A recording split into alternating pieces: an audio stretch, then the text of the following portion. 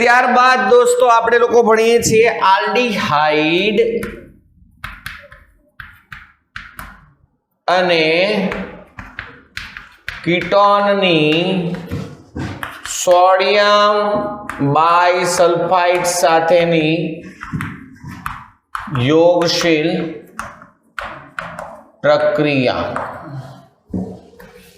Aldehyde અને કીટોનની sodium બાયસલ્ફાઇડ સાથેની યોગશીલ પ્રક્રિયા. ચલો દોસ્તો, આલ્ડીહાઇડ અને કીટોનની NHSO3 સાથે પ્રક્રિયા કરવામાં આવે તો સોડિયમ બાયસલ્ફાઇડ યોગશીલ નિપજ મળે છે. આ જે યોગશીલ નિપજ છે એ સ્ફટિકમય યોગશીલ નિપજ છે. બરાબર છે. આલ્ડીહાઇડ અને કીટોનની NaHSO3 સાથેની પ્રક્રિયાથી સોડિયમ બાયસલ્ફાઇડ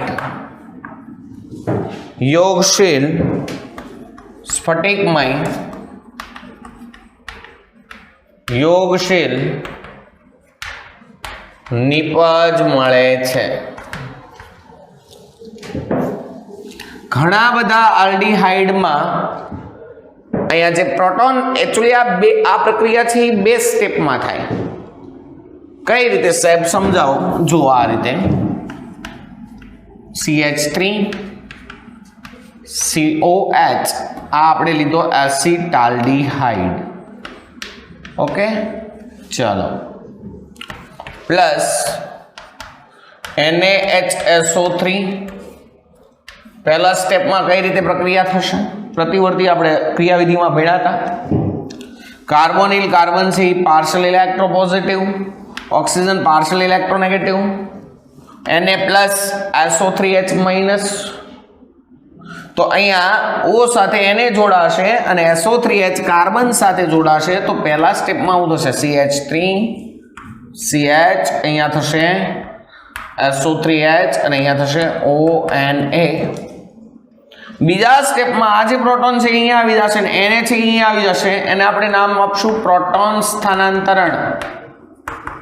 પ્રોટોન સ્થાનાંતરણ એટલે અહીંયા આવું થશે CH3 CH SO3Na અને અહીંયા થઈ જશે OH. અને આ જે નિપજ મળી એને કહેવાય ઇથેનોલ અથવા એસિટાલ્ડીહાઇડ સોડિયમ બાયસલ્ફાઇડ. ઓકે, સલ્ફાઇડ અને સલ્ફાઇડમાં બહુ ફરક પડે. આ ક્રિસ્ટલાઇન છે, સ્ફટિકમય નિપજ છે. કેવી નિપજ છે? સ્ફટિકમય. ચાલો એક આપણે સેમ ટુ સેમ કીટોન માટે લઈ લઈએ. અહીંયા ખાલી CH3 કરી દઈએ તો એ બની જશે એક પ્રકારનો કીટોન. આ બની ગયો એસિટોન અથવા પ્રોપેનોન. Same concept. NHSO3 સાથે પ્રયોગશીલ પ્રક્રિયા કરો તો પહેલા સ્ટેપમાં આવી પ્રક્રિયા થશે CH3 CCH3. અહીંયા થઈ જશે SO3H ONA. પછીના સ્ટેપમાં શું થશે? આ H અહીંયા આવી જશે અને અહીંયા જશે પ્રોટોન સ્થાનાંતરણ થશે, H+ સ્થાનાંતરણ. અને આ જે છે એમાં નિપજ આવી મળશે CH3 CCH3. ઉપર થઈ જશે SO3Na, નીચે થઈ જશે OH. આને કહેવાય એસિટોન સોડિયમ બાયસલ્ફાઇડ. ચલો, આ બંને સ્ફટિકમય નિપજ છે. ઓકે દોસ્તો, ઘણા બધા આલ્ડીહાઇડમાં આ જે પ્રોટોન સ્થાનાંતરણનું જે સ્ટેપ છે એમાં સંતુલન જમણી બાજુ હોય. કારણ કે આલ્ડીહાઇડ અને કીટોનમાં સાપેક્ષ પ્રતિક્રિયાત્મકતા કોની વધારે હોય? આલ્ડીહાઇડની. એટલે આલ્ડીહાઇડમાં પ્રોટોન સ્થાનાંતરણની ક્રિયામાં સંતુલન જમણી બાજુ હોય, જ્યારે કીટોનમાં પ્રોટોન સ્થાનાંતરણ સંતુલન છે ડાબી બાજુ ખસેલું, એટલે એ પ્રક્રિયા ધીમે થતી હોય. તો આપણે આ સ્ટેપ મૂકશું અહીંયા. ઘણા બધા આલ્ડીહાઇડમાં પ્રોટોન સ્થાનાંતરણ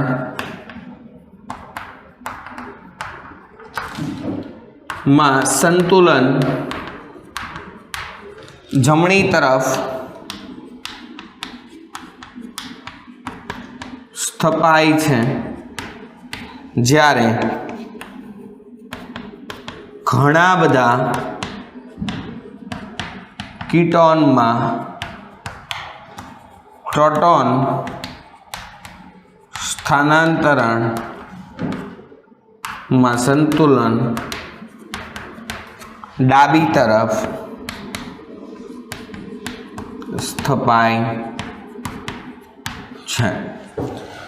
અહીં જે સોડિયમ બાયસલ્ફાઇડ યોગશીલ નિપજ મળી એ ક્રિસ્ટલાઇન સ્ફટિકમય હોય જે પાણીમાં દ્રાવ્ય હોય. દોસ્તો એસિડ કે બેઝની માધ્યમમાં એનું જળ વિભાજન કરવામાં આવે તો ફરીથી મૂળ આલ્ડીહાઇડ કે કીટોન પ્રાપ્ત થાય. અહીં મળતી સ્ફટિકમય યોગશીલ નિપજ પાણીમાં દ્રાવ્ય છે જેનું એસિડ કે બેઝની હાજરીમાં જળ વિભાજન કરતા મૂળ આલ્ડીહાઇડ કે કીટોન પ્રાપ્ત થાય છે. સમજી લો કે આપણે આ એસિટાલ્ડીહાઇડ સોડિયમ બાયસલ્ફાઇડ મેળવ્યો તો ક્રિસ્ટલાઇન નેચર. ચલો અહીંયા થઈ જશે SO3 અને અહીંયા OH. આ છે શું? એસિટાલ્ડીહાઇડ સોડિયમ બાયસલ્ફાઇડ. ચાલો એની અહીંયા HCl ની હાજરીમાં પ્રક્રિયા કરીએ તો શું થશે? અહીંયાથી Na અહીંયાથી Cl શું દૂર થાય? પહેલા તો NaCl અહીંયાથી SO2 વાયુ દૂર થાય એટલે એક ઓક્સિજન રહેશે, એક H અને અહીંયાથી OH શું દૂર થાય? H2O. તો વધે શું દોસ્તો? અહીંયા આ OH નીકળી ગયો, અહીંયાથી H નીકળી ગયો, Na અને Cl અહીંયાથી SO2 તો એક ઓક્સિજન વધ્યો એ દ્વિબંધથી જોડાઈ જાય એટલે બને શું? CH3CO અને અહીંયા H છે મીન્સ પાછો આપણને મળી ગયો શું? એસિટાલ્ડીહાઇડ. પડી ખબર પડે છે? તો અહીં મળતી જે સ્ફટિકમય યોગશીલ નિપજ હોય પાણીમાં દ્રાવ્ય થાય, એસિડ કે બેઝની હાજરીમાં ફરીથી એની હારે પ્રક્રિયા કરવામાં આવે તો શુદ્ધ આલ્ડીહાઇડ કે કીટોન પ્રાપ્ત થાય. આ જે છે સમજી લો, હું અહીંયા ડાયરેક્ટ લઈ લઉં. એસિટોન સોડિયમ બાયસલ્ફાઇડ છે એની તમે પ્રક્રિયા HCl સાથે કરો તો અહીંયાથી NaCl અહીંયાથી HOH SO2 દૂર થયો તો અહીંયા O વજો એ જોડી દો તો શું મળે? CH3CO CH3 મીન્સ એસિટોન મળી ગયો પાછો. તો કહેવાનો મારો ઇન્ટેન્શન એવો છે કે આલ્ડીહાઇડ અને કીટોન અન્ય કોઈ પદાર્થ સાથે ભળી ગયેલા હોય તો એ પદાર્થોના મિશ્રણમાંથી આલ્ડીહાઇડ અને કીટોનનું અલગીકરણ અને શુદ્ધિકરણ આ પદ્ધતિથી થાય. સિમ્પલ છે ને? કારણ કે આલ્ડીહાઇડ અને કીટોન છે એમાં સોડિયમ એકમાં ઘણા બધા પદાર્થ છે, એમાં આલ્ડીહાઇડ અને કીટોન પણ છે, એમાં સોડિયમ બાયસલ્ફાઇડ નાખો તો સોડિયમ બાયસલ્ફાઇડ સાથે આલ્ડીહાઇડ અને કીટોન પ્રક્રિયા કરશે અને સ્ફટિકમય પદાર્થ બનાવશે. એને ગાળી નાખો, ગાળીને પછી એ જે સ્ફટિકમય પદાર્થ મેળવો એમાં પાછું HCl નાખો એટલે તમને મૂળ આલ્ડીહાઇડ કે કીટોન મળી જાય. એટલે 3 ગુણમાં પ્રશ્ન પૂછાય કે બિન કાર્બોનિલ સંયોજનોમાંથી આલ્ડીહાઇડ અને કીટોનનું અલગીકરણ અને શુદ્ધિકરણની પ્રક્રિયા લખો તો પણ આ જ પ્રક્રિયા લખવાની. ઓકે, બેન્ઝાલ્ડીહાઇડ, એસિટોફિનોન અને બેન્ઝોફિનોન NHSO3 સાથે યોગશીલ પ્રક્રિયા આપતા નથી એટલે એ એક કન્સેપ્ટ ખાસ યાદ રાખજો.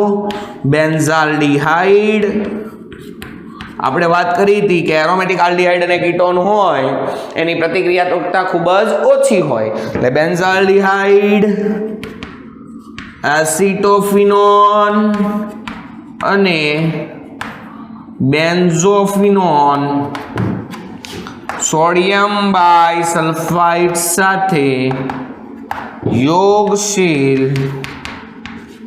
પ્રક્રિયા આપતા નથી. ઓકે, સમજણ પડી? તો હવે જો પ્રક્રિયા કરતા આવડશે, શું કર્યું હતું? આલ્ડીહાઇડ અને કીટોન સિમ્પલ આ જ રીતે તમારે લોકો નોટબુકમાં લખવાનું અને આ જ રીતે તૈયાર કરવાનું, પેપરમાં આ જ રીતે લખવાનું. CH3COH એસિટાલ્ડીહાઇડ, નીચેની પ્રક્રિયા ઓટોમેટિક બને, ખાલી આ H છે ત્યાં શું કરી દેવાનું? CH3. NaHSO3 માં Na ને O સાથે જોડો, CrSO3H જોડો પહેલા સ્ટેપમાં. હવે પ્રોટોન સ્થાનાંતરણ કરો. આ H અહીંયા લઈ લો, Na સામે લઈ લો. Na કહેવાય સોડિયમ બાયસલ્ફાઇડ યોગશીલ નિપજ. ઘણા બધા આલ્ડીહાઇડમાં પ્રોટોન સ્થાનાંતરણ સંતુલન જમણી બાજુ હોય, કીટોનમાં ડાબી બાજુ હોય, કારણ કે આલ્ડીહાઇડની પ્રતિક્રિયાત્મકતા વધારે હોય.